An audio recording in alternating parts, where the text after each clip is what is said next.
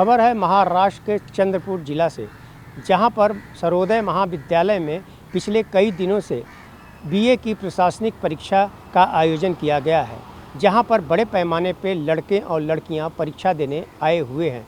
लेकिन यहां परीक्षा के दौरान नकल की सारी सीमाएं तोड़ करके यहां पर जमकर नकल कराया जा रहा है। बताया ऐसा जा रहा है कि प्रति व्यक्ति द्वारा यानी कि एक छात्र से 300 रुपया लेने के बाद वह मोबाइल अपना यूज करके नकल कर सकता है।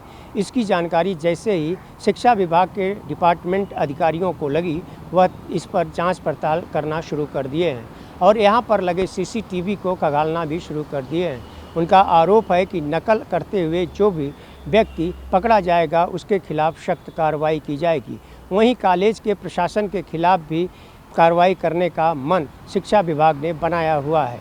जी हाँ, ऑन टीवी के माध्यम से मैं अपने दर्शकों को बताना चाहूँगा, जब भी कोई परीक्षा होती है तो उस दौरान कई गाइडलाइंस जो है शिक्षा विभाग के द्वारा जारी किए जाते हैं और पुलिस प्रशासन को भी वह गाइडलाइंस दी जाती है जिससे नकल रोकने में वह अपनी कामयाबी दिखाएं। लेकिन यहाँ पर जिस तरह से नकल बच्चे कर रहे हैं, इसे देख करके अंदाज़ा लगाया जा सकता है कि कानून व्यवस्था ताक पर रख करके यहाँ पर परीक्षा कराई जा रही है। आम्ही सर्व विद्यार्थी कर्मवीर महाविद्यालयात शिकणारे विद्यार्थी आहोत। आमचं सेंटर सर्वोदय कॉलेजमध्ये लागलेलं आहे।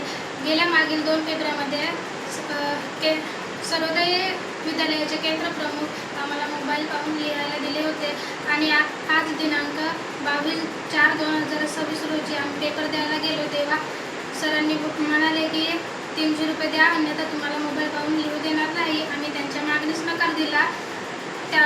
त्यामुळे त्यांनी आम्हाला मोबाईल दिले नाही आणि सर्व बाकी विद्यार्थ्यांना मोबाईल दिले। त्यामुळे आम्हाला मानसिक त्रास झाला आणि आम्ही पेपर तिथेच ठेवून त्या सेंटरवरनं निघून आलो। त्या कॉलेजमध्ये सुविधा देखील नाही आहेत। बाथरूमची सुविधा नाही आहे, पंख्याची सुविधा नाही आहे आणि पाण्याची सुद्धा सुविधा नाही आहे। ऑन टीवी न्यूज़ के लिए कैमरामैन बालक साथ हरीश तिवारी।